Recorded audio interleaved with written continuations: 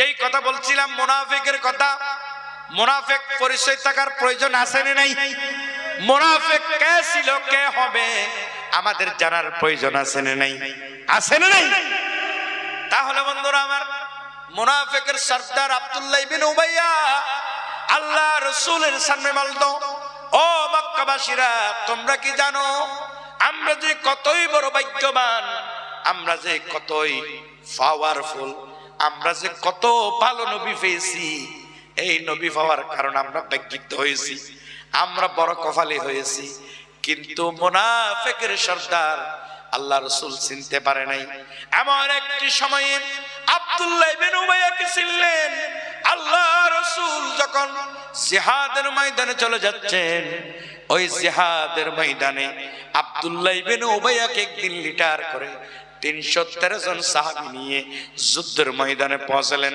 আল্লাহ রাসূল কতজন সাহাবী নিয়ে জিহাদের ময়দানে চলে গেলেন, কিন্তু আব্দুল্লাহ ইবনে উবাইয়া যখন জিহাদের ময়দানে গেলেন, তখন যাওয়ার পথে অর্ধেক যেতে না যেতেই এমন সময় মনে মনে চিন্তা করলেন, আল্লাহ রাসূল জিহাদের ময়দানে যাচ্ছি, আমরা যদিও আজকে জিহাদের ময়দানে যাই, হয়তো আল্লাহ রাসূল জিহাদের ময়দানে বাঁচবে না, আমাদেরকে এই জীবন রেখে দিতে হবে। আল্লাহ রাসূল মরলে মরে যাক, কিন্তু আমরা মরতে পারবো না। জোরে বলেন নাউজুবিল্লাহ, আর জোরে বলেন নাউজুবিল্লাহ। জন্ম আমার নবীর যোগে, পড়েন, জন্ম আমার নবীর যোগে হলে কেমন হতো, জন্ম আমার নবীর যোগে হলে কেমন হতো। সেই নবীর ভালোবাসা আমাদের প্রয়োজন আছে না নাই? আছে না নাই? নবীর কথা যদি বলি, নবীর আলোচনা যদি করি, লোকে আমাকে পাগল বলবে, ছাগল বলবে, আমার কিছু আসে যায় না। কথা বলেন ঠিক কিনা? আরো জোরে বলেন ঠিক কিনা? আল্লাহর নবীর ভালোবাসার জন্য আল্লাহ রাসূল বলেছিলেন, লা ইউমিনু আহাদুকুম হাত্তা কুনা হাব্বা ইলাইহি মি ওয়ালিদিহি ওয়া ওয়ালাদিহি ওয়ান নাস আজমাইন। এই পৃথিবীর ভিতরে, আসমানের নিচে, জমিনের উপরে, আল্লাহর পরে স্বামী স্ত্রী, সন্তান সন্ততি, টাকা পয়সা, ধন দৌলত, সব কিছুর ঊর্ধ্বে আল্লাহ রাসূলকে ভালোবাসতে হবে। কথা বলেন ঠিক কিনা? লোকে আমায় পাগল বলে, লোকে আমায় পাগল বলে, আমার কিছু আসে না, আমাকে পাগল করেছে, পড়েন, আমাকে পাগল করেছেন ওই আরবের মক্কা মদিনা, আমাকে পাগল করেছে ওই আরবের Mecca Medina. Medina Medina Medina Medina, আমাকে পাগল করেছে ওই আরবের মক্কা মদিনা। একটু জিকির করেন, লা ইলাহা লা ইলাহা, বলো লা ইলাহা লা ইলাহা ইল্লাল্লাহু মুহাম্মাদুর রাসূলুল্লাহ। জোরে বলুন সাল্লাল্লাহু আলাইহি ওয়াসাল্লাম। তাহলে বন্ধুরা আমার, এই মুনাফিকের লিস্ট থেকে যদি আপনি আমি মুক্তি পেতে চাই, তাহলে অবশ্যই মুনাফিকের লিস্টে যারা পড়বেন, এই পৃথিবীতে আসমানের নিচে জমিনের উপরে যারা জাহান্নামী হবে, মুনাফিকের লিস্টে যারা পড়বে, আর বেমিসাল যারা ঈমান আনে নাই, এরা বেমিসাল ফি নার জাহান্নামা খালিদিন ফিহা আবাদা, বেমিসাল বেহিসাবে জাহান্নামে চলে যাবে, এদের কোনো হিসাব নাই। কিন্তু হেদায়েত যদি করে সেটা ভিন্ন বিষয়। কিন্তু হেদায়েত যারা পাবে না তারা বেহিসাবে জাহান্নামে চলে যাবে। কিন্তু তারা যখন জাহান্নামে চলে যাবে, এখানে যদি আপনি আমি ঈমান আনার পরেও যদি মুনাফিকের লিস্টে পড়ে যাই, ও আজকের কলিকাতা বসির হাটের ভাই বোনেরা যারা আছেন, পর্দার আড়ালে যারা আছেন, কান লাগান, একটু ভালো করে শোনেন। মুনাফিকের লিস্টে যদি কোনো কারণে পড়ে যান, তাহলে মুনাফিকের লিস্ট এত বড় ভয়ঙ্কর, এত বড় খারাপ জিনিস। মুনাফিকের শাস্তি হবে যারা ঈমান না এনে জাহান্নামে আজীবন চলতে থাকবে। এদের নিচে স্থান হবে, এরা পায়খানা করবে, পেশাব করবে, তুতু করবে, বমি করবে। এই বমিগুলা ওই আমাদের যারা ঈমান নামদারি টুপিওয়ালা দাড়িওয়ালা ছিল, পাগড়িওয়ালা ছিল, হজ করেছিল, হাম মুসলমান হ্যাঁ মগর हम मुसलमान हैं मगर हम मैं मुसलमानी नहीं, दिल में ईमान है तो फिर की दिन पर चलती नहीं। मुसलमान दाबी करी किंतु मुसलमाনের কিছু আমার ভিতরে নাই, দাবি করি দিলের ভিতরে ঈমান আছে, কিন্তু ওই ঈমানের উপর চালচলন নাই। ওই চালচলন কিসের উপরে দাঁড়ানো? উদা মে হু তুম নসারা, उदा में हूँ तुम नसारा, तू तमद्दू मैं हनून, ये मुसलमान है शर्मा हो जिनका उदके यहूद। আজকে আমাদের চালচলন, আমাদের কাজকর্ম এইগুলা দেখে এই পৃথিবীতে যারা ঈমান আনে নাই, এরা বলে যে আশরাফুল মাখলুকাত, সৃষ্টির সেরা জীব। এদের জন্য আল্লাহ আয়াত নাযিল করেছেন, কুনতুম খায়রা উম্মাতিন উখরিজাত লিন-নাস, you have been science for the sake of humanity, for the sake of মানবতা, মানবতা প্রতিষ্ঠার জন্য তাদেরকে প্রেরণ করা হয়েছে। কিন্তু আজকে তাদের চালচলন, তাদের কাজকর্ম এগুলা দেখলে আমাদের আজকে হোশ থাকে না, তাদেরকে দেখলে আমাদের আফসোস লাগে। জোরে বলেন নাউজুবিল্লাহ। তাহলে মুনাফিকের লিস্টে যদি আপনি আমি পড়ে থাকি, 40 দিন পর্যন্ত এই তাকবীরুল্লাহর সাথে সালাত আদায় করার কারণে দ্বিতীয় যেই পুরস্কারটি দিবেন, সেই পুরস্কারটি হলো মুনাফিকের লিস্টে থেকে মুক্ত করে দিবেন। বলেন সুবহানাল্লাহ, সুবহানাল্লাহ বলবেন না? জন্ম আমার নবীর যুগে, জন্ম আমার নবীর যুগে হলে কেমন হতো, জন্ম আমার নবীর যুগে হলে কেমন হতো। দু নয়নে রসূল পাক, দু নয়নে রসূল পাক দেখিলে কেমন হতো, দু নয়নে রসূল পাক দেখিলে কেমন হতো। জন্ম আমার নবীর যুগে হলে কেমন হতো, জন্ম আমার নবীর যুগে হলে কেমন হতো। আজ তো বেশি হযরতের বেলালের মধুর আযান, আজ তো বেশি হযরতের বেলালের মধুর আযান, যে আযানে ছিল এত প্রেম মুগ্ধ রহমান। জন্ম আমার নবীর যুগে হলে কেমন হতো, জন্ম আমার নবীর যুগে হলে কেমন হতো।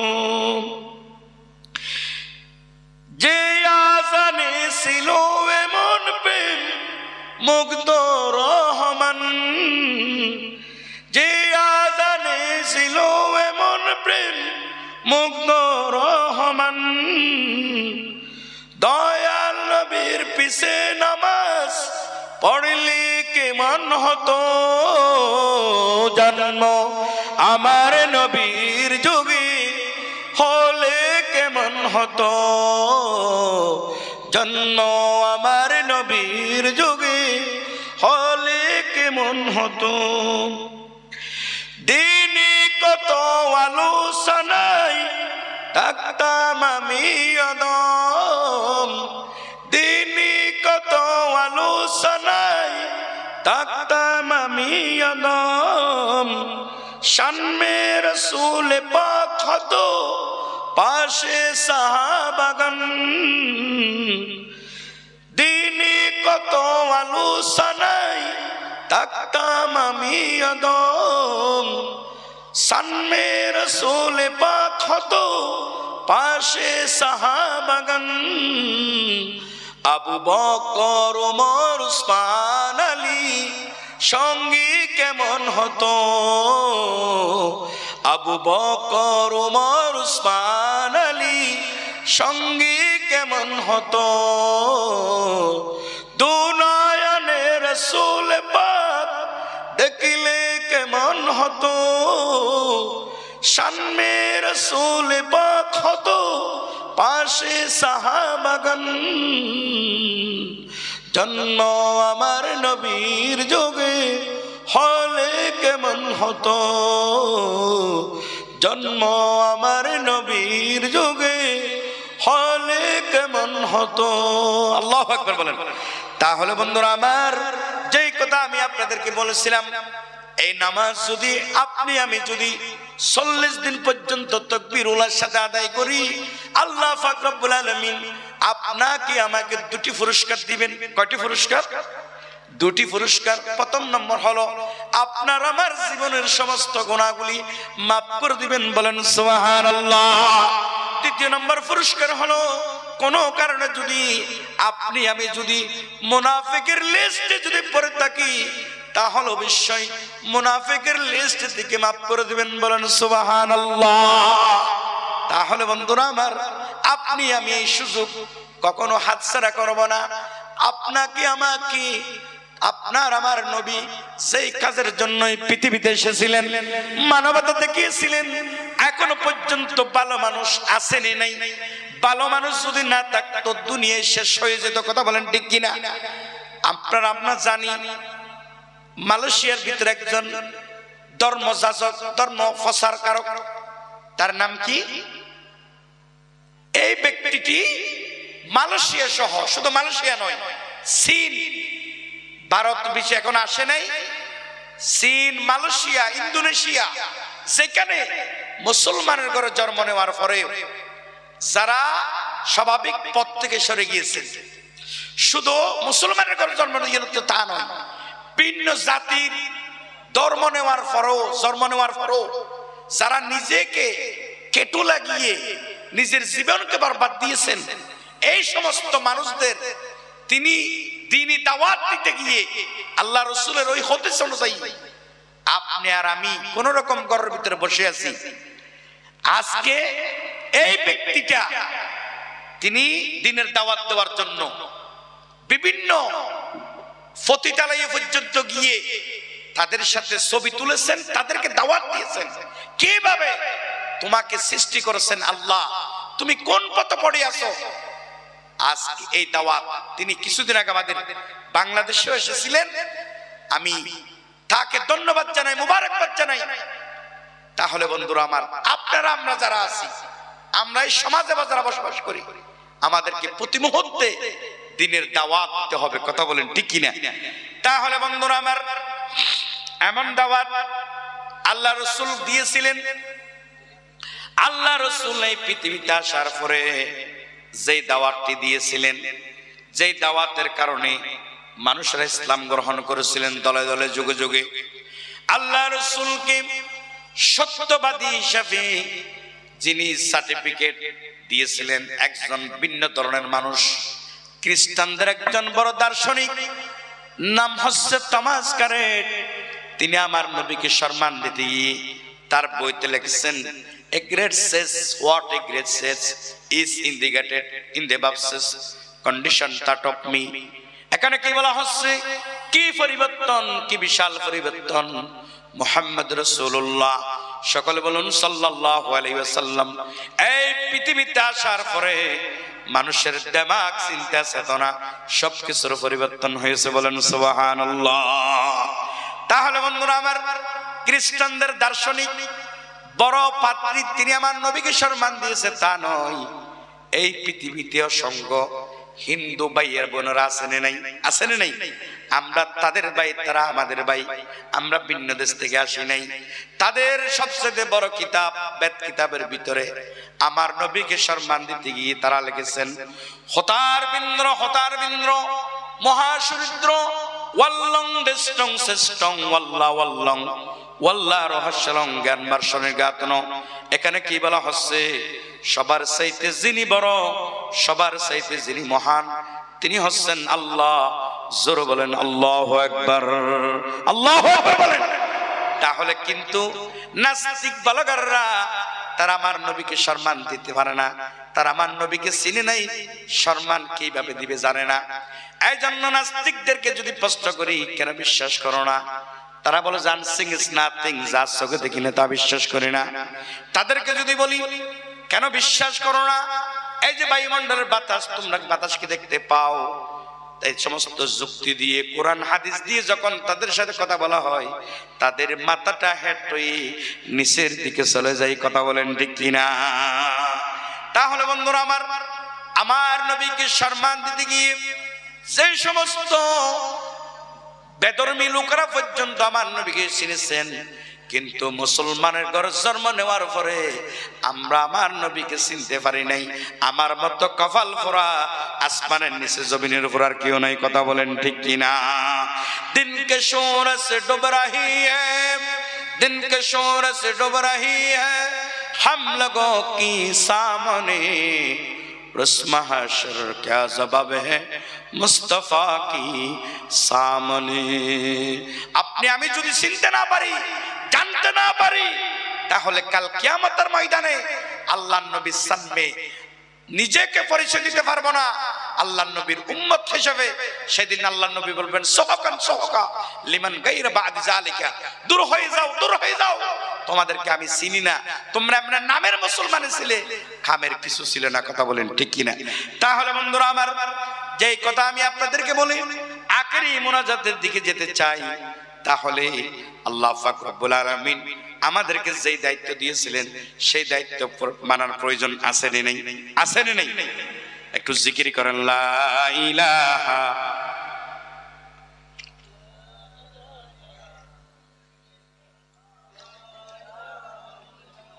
লা ইলাহা ইল্লাল্লাহু মুহাম্মাদুর রাসূলুল্লাহ। জোরে বলুন সাল্লাল্লাহু আলাইহি ওয়াসাল্লাম। ইয়া নবী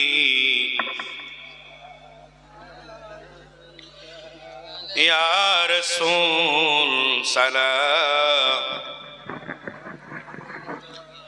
ইয়া হাবিব সালাম আলাইকা,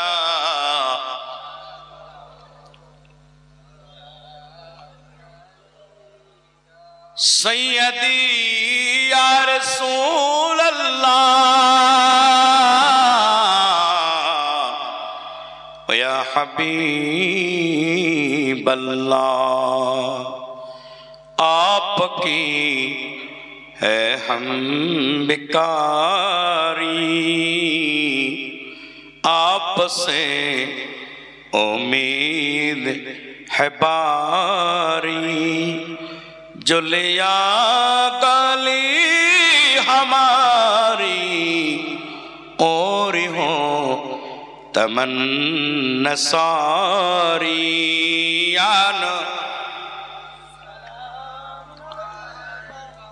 या रसूल सलाम, या हबीब सलाम अलैका,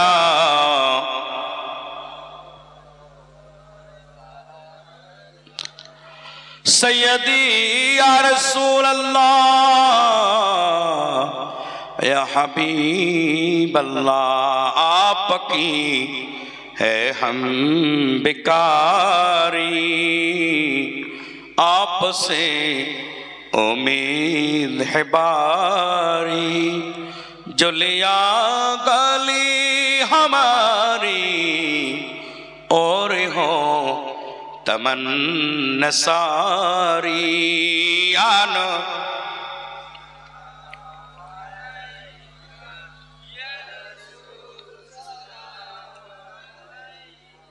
या हबीब सलाम,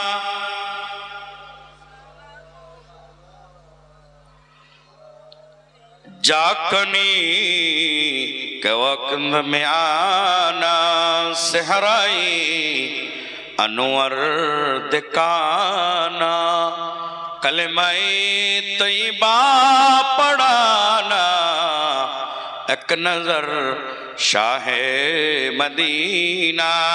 या नबी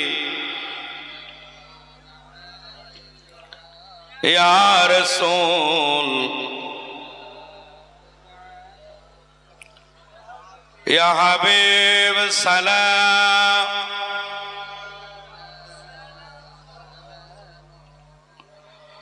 रबीउल अव्वल महीना नबी आशिलेन এ দরাই নামিয়া, কাঁদিতেন উম্মতের মায়ায়, এখনো কান্দেন মদিনায়।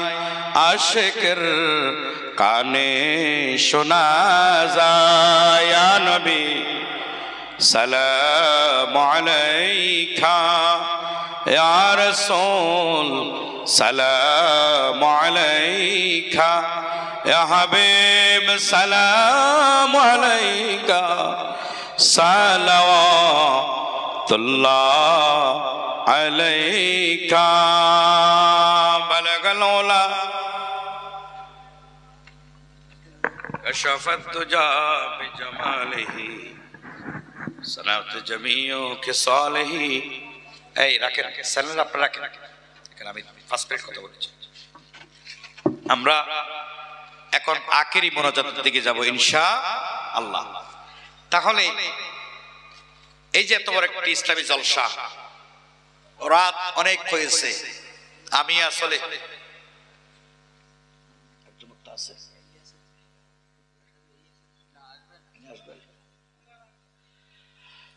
তিনি অসুস্থ, দোয়া চেয়েছেন, তিনি আসতে পারেন নাই। এই জন্য আমরা তার আত্মার মাগফিরাত, আমরা তার জন্য শাফায়ে আজলা কামনা করি। তিনি যেহেতু আসতে পারেন নাই, রাত গভীর হয়েছে। এখন আপনারা জানেন এই রাত পর্যন্ত মানুষ থাক বা না থাক, কিন্তু এটা হলো জান্নাতের বাগান। সুবহানাল্লাহ বলবেন না? রহমতের ফেরেশতারা চতুর্পাশে বেষ্টনী দিয়ে আছে। তাহলে আল্লাহ তাকিয়েছেন, আল্লাহ তাকিয়েছেন, রহমতের ফেরেশতারা এখানে বেষ্টনী দিয়ে আছেন। আমি আমার বাংলাদেশের শিক্ষা ব্যবস্থা নিয়ে আমি দুটি কথা আজকে মিডিয়ার মাধ্যমে জানিয়ে দিতে চাই।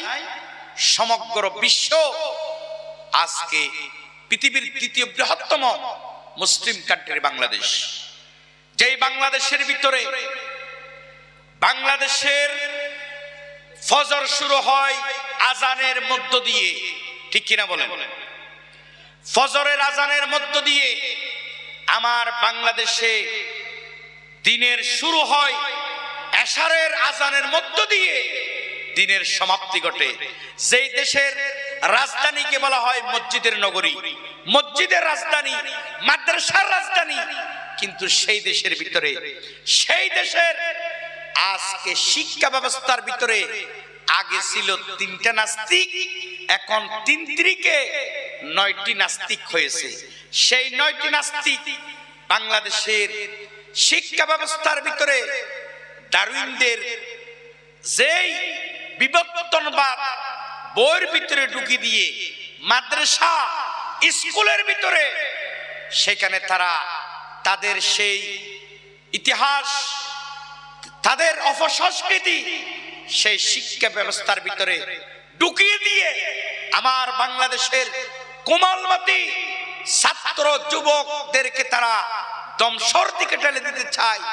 আমরা আজকের এই ভারতের জমিন থেকে, আমি যেহেতু সফরে আছি, এই ভারতের জমিন থেকে জানিয়ে দিতে চাই, আমরা মুসলমান, আমরা যেখানে যাই না কেন, ভারত, পাকিস্তান, মালয়েশিয়া 57টি মুসলিম রাষ্ট্র, প্রত্যেকটা মুসলমান, মুসলমান অফর ভাই, কথা বলেন ঠিক কিনা?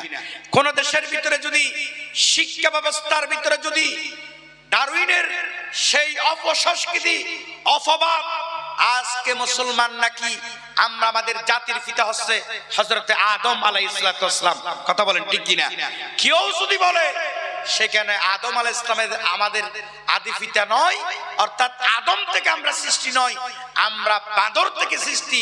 তাহলে ওই অপসংস্কৃতি, অপশিক্ষা বইয়ের ভিতরে, মাদ্রাসার ভিতরে ঢুকিয়ে দিয়ে যারা আমাদের শিক্ষা ব্যবস্থাকে নষ্ট করে দিতে চায়, আমরা তাদের ওই নীতি মানি না, মানব না। ইলা ইয়াউমিল কিয়ামা, কিয়ামত পর্যন্ত কেউ মানতে পারে না। কথা বলেন ঠিক কিনা? আল্লাহ পাক রব্বুল আলামিন এই অপসংস্কৃতি, অপশিক্ষা ব্যবস্থা যারা এই আমার বাংলাদেশের কোমলমতি ছাত্র যুবকদেরকে ঢুকিয়ে দিতে চায়, যারা বান্দর থেকে প্রতিষ্ঠিত হয়েছে, তারা নিজেরাই বান্দর থেকে প্রতিষ্ঠিত হয়ে সমগ্র জাতিকে আজকে বাঁদর হিসেবে পরিচিত করতে চাই। আমি তাদের কাছে প্রশ্ন রাখতে চাই, তোমরা যদি বাঁদর হিসাবে যদি জাতিকে প্রতিষ্ঠা করতে চাও, তোমরা নিজেরাই বাঁদরের দিকে চলে যাও। আমরা বাঁদরের জাতি নই, আমাদের জাতি আদি পিতা হচ্ছে হযরতে আদম আলাইহিস সালাতু ওয়াস সালাম। কথা বলেন ঠিক কিনা? তাহলে বন্ধুরা আমার, এই কথাগুলো আমি এই জন্য বললাম, বাংলাদেশের আজকে প্রত্যেকটার স্থানে স্থানে নাস্তিক ব্লগাররা ঢুকে গিয়েছে। তারা সেই সমস্ত নাস্তিকদের থিওরি আজকে কোমলমতি মাদ্রাসা স্কুলের ভিতরে ঢুকিয়ে দিয়ে আমাদের ইসলামী ব্যবস্থাকে, আল্লাহ রাসূলের সুন্নাহকে ডাস্টবিনের সাথে মিশিয়ে দিতে চাই। আমাদের এক চুল পরিমাণ রক্ত ঈমান থাকা অবস্থায় আমরা এক সেকেন্ডের জন্য এই ডাইনুনের এই অসমতাবাদ আমরা মানি না, মানতে পারি না। কথা বলেন ঠিক কিনা? আল্লাহ পাক রব্বুল আলামিন যে কথাগুলো বলেছি, অসমাপ্ত গোছালো আলোচনা, সময়ের অভাবে আপনাদের জন্য দোয়া রেখে দোয়ার ভিখারি হয়ে আমরা আজকে আলোচনার শেষ দিকে চলে যাচ্ছি। এখন সকলেই দেশ এবং জাতির জন্য আমরা দোয়া করব। আজকে মাহফিল যারা আয়োজন করেছেন, যারা টাকা দিয়েছেন, শ্রম দিয়েছেন, ব্রেন দিয়েছেন, মাহফিলের সেক্রেটারি, সভাপতি, সহসভাপতি, সবার জন্য আমরা দোয়া করব।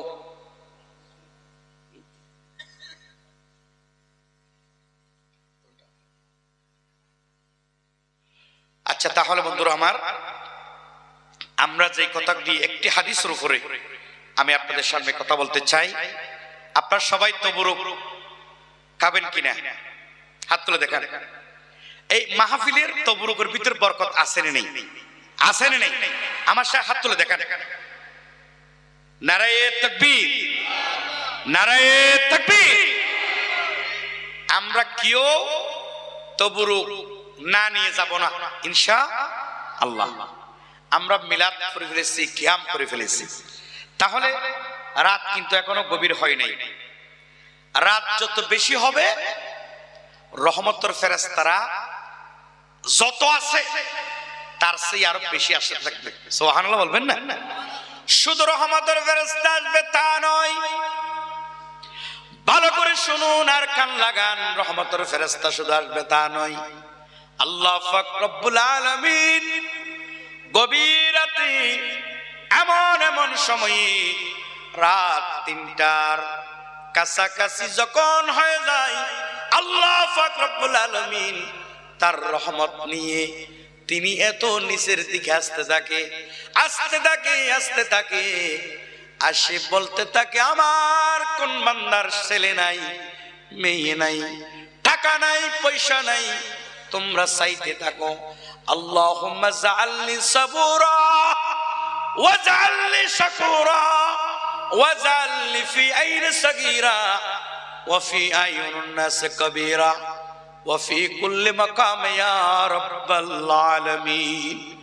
এইভাবে তোমরা চাইতে চাও, তোমরা সবর করো, শুকরিয়া আদায় করো, নিজেকে নিজের কাছে ছোট মনে করো, আর অন্যর কাছে বড় হতে যাও।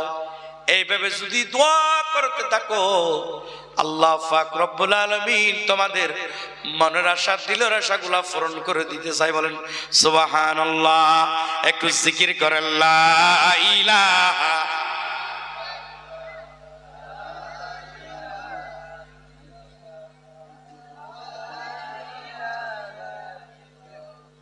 বলো লা ইলাহা, বলো লা ইলাহা, হাসবি রব্বি জাল্লাল্লাহ, মা ফি কলবি গায়রুল্লাহ হাসবি রব্বি জাল্লাল্লাহ মা ফি কলবি গায়রুল্লাহ নূর মুহাম্মদ সাল্লাল্লাহু আলাইহি গরম পানি দাও এই কালকে তো হবে না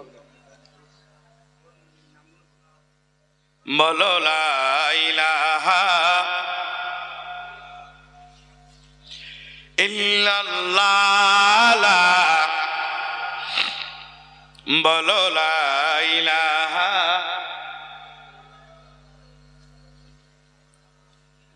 বলো লা ইলাহা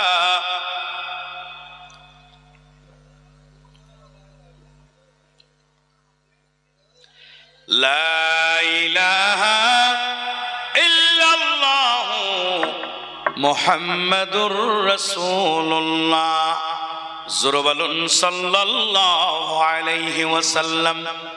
সম্মানিত ভাইরা আমার, বোনেরা আমার, আলোচনার শেষ পর্যায়ে আমি আল্লাহ রাসূলের সুন্নাহ অনুযায়ী একজন সাহাবীর ঘটনা আপনাদেরকে শোনাতে চাই। আপনারা সবাই শুনতে রাজি আছেন না নাই? কারা কারা আছেন একটু হাত তুলে দেখান।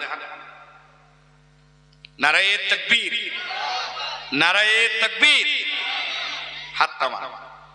আবার মিডিয়ার ভাইয়েরা নতুন করে আলোচনাটা রেকর্ড করেন। একজন সাহাবী, তিনি ছিলেন অতি কালো, মুখে বসন্তর দাগ, বেঠে। তাহলে বন্ধুরা আমার, আল্লাহ রাসূলের ভালোবাসা কিরকম, কি পরিমাণে আল্লাহ রাসূলকে ভালোবাসতেন আর আল্লাহকে ভয় করতেন। ইত্তাকুল্লাহ, ভয় করো আল্লাহকে। কাকে ভয় করো? কাকে ভয় করবে? মুমিন ভয় করবে আল্লাহকে। দুনিয়ার কোন রাজা বাদশা, কোন নেতা, কোন মন্ত্রী মিনিস্টার, কোন শিল্পপতি, কোন ব্যক্তিকে ভয় করবে না। ভয় করবে কেবলমাত্র একমাত্র আল্লাহকে। আল্লাহু আকবার বলবেন না? তাহলে বন্ধুরা আমার, আল্লাহ রাসূলের একজন সাহাবী, হযরতের নাম ছিল তার সাআদ সালামি। সকলে মুহাব্বতের সাথে বলেন রাদিয়াল্লাহু তাআলা আনহু। অতি কালো ছিলেন, বেটে ছিলেন, মুখে বসন্তর দাগ ছিলেন। তিনি একদিন আল্লাহ রাসূলের কাছে যখন শুনলেন যে ব্যক্তি বিভিন্ন অজুহাত দেখিয়ে বিবাহ করা থেকে বিরত থাকবে, ফালাইসা মিন্নি, সে কখনো আমার উম্মত হতে পারে না। আর বিবাহ হওয়া মানে হলো পরিপূর্ণ নারী পুরুষ মুসলমান হওয়া। বলেন সুবহানাল্লাহ। নারী বলেন, পুরুষ বলেন, আপনার ছেলে আমার ছেলে, আপনার ভাই আমার ভাই, আপনার বোন আমার বোন, আপনার মেয়ে আমার মেয়ে। সে যতই নামাজ পড়ুক, রোজা রাখুক, যতই ভালো হজ করুক না কেন, যতক্ষণ পর্যন্ত নেকাহ সম্পন্ন হলো না, ওই উভয় নারী পুরুষ পরিপূর্ণ মুসলমান নয়। কথা বলেন ঠিক কিনা? আলোচনা চলবে? কতক্ষণ চলবে? তাহলে বন্ধুরা আমার, এই সাহাবী আল্লাহ রাসূলের এরকম একটি ওয়াজের ভিতরে যখন শুনলেন যে ব্যক্তি বিভিন্ন অজুহাত দেখিয়ে বিবাহ করা থেকে বিরত থাকবে, সে কখনো আমার উম্মত হবে না। এই কথা শুনে হযরতে সাদ সালামি রাদিয়াল্লাহু তাআলা আনহু এক পাশ দিয়ে বের হয়ে গেলেন, বাড়িতে চলে গেলেন। কান লাগান, সাহাবী আল্লাহকে ভয় করেছেন, আর আমরা আবুল তাবুল, আব্দুল্লাহর বাপ, ফালকুল্লাহর বাপ, আমাদের কোনো আগাগোড়া ঠিক নাই, সারেগাবা ঠিক নাই, আমরা আল্লাহকে ভয় করি না। তাহলে আমাদের মতো বেকুব 14 নম্বর আর আসেনি, 14 নম্বর বেকুব আর নাই। সাহাবী হইয়ে যাদের উপরে রাদিয়াল্লাহু তাআলা আনহু ওয়া রাদু আনহুম আল্লাহ সার্টিফিকেট দিয়েছেন, সাহাবীরা জান্নাতি। সুবহানাল্লাহ বলবেন না? তাহলে বন্ধুরা আমার, এরকম একজন সাহাবী আল্লাহ রাসূলের ওয়াজ শোনার পরে নিজে তো ভয় করলেন, ভয় করার পরে তিনি চলে গেলেন বাড়িতে। বাড়িতে যাওয়ার পরে তিনি চিন্তা করলেন কিভাবে নেকা করা যায়। এখন নেকা করতে হলে যা যা প্রয়োজন এগুলো আমার ভিতরে নেই, আমার ভিতরে নাই। 5টি কারণে সমাজের মানুষ তাকে কোনো মেয়ে দিতে চাই না, কারো বোন দিতে চাই না, কারো নাতি দিতে চাই না। এই 5টি কারণ হলো, প্রথম নম্বর কারণ হলো হযরত সাদ সালামী সবচেয়ে কালো। দ্বিতীয় নম্বর হলো হযরত সাদ সালামী ওই এলাকার সবচেয়ে গরিব লোক। তৃতীয় নম্বর হলো সাদ সালামীর নাকটা চ্যাপ্টা, মুখে বসন্তর দাগ। চতুর্থ নম্বর হলো তার মতো বেটে ওই এলাকায় আর কোনো লোক নাই। এই 5টি কারণে মদিনার অলি গলিতে কেউ তাকে নেকা দিতে চায় না, কোন কন্যা সন্তান তার সাথে বিবাহ বসতে চায় না। আল্লাহর হাবিব যে ঘোষণা দিলেন বিভিন্ন জোহাত দেখিয়ে বিবাহ করা থেকে বিরত থাকবে, সে কখনো আমার উম্মত হতে পারে না।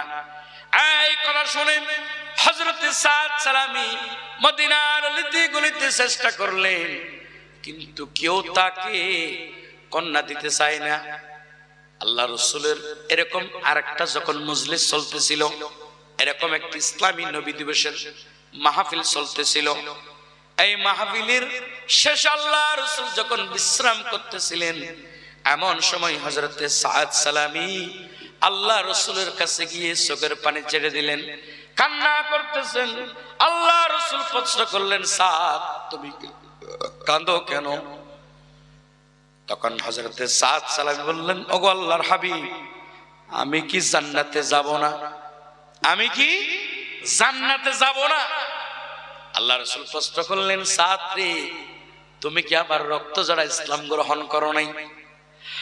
হযরত সাদ সালামী বললেন, ওগো আল্লাহর হাবিব, দীর্ঘ 8টি মাস আগে আমি ইসলাম গ্রহণ করেছি, কিন্তু আমি ইসলাম গ্রহণ করলে কি হবে? কিন্তু গত কয়েকদিন আগে যে আপনি ওয়াজ করেছেন, যে ব্যক্তি বিভিন্ন অজুহাত দেখিয়ে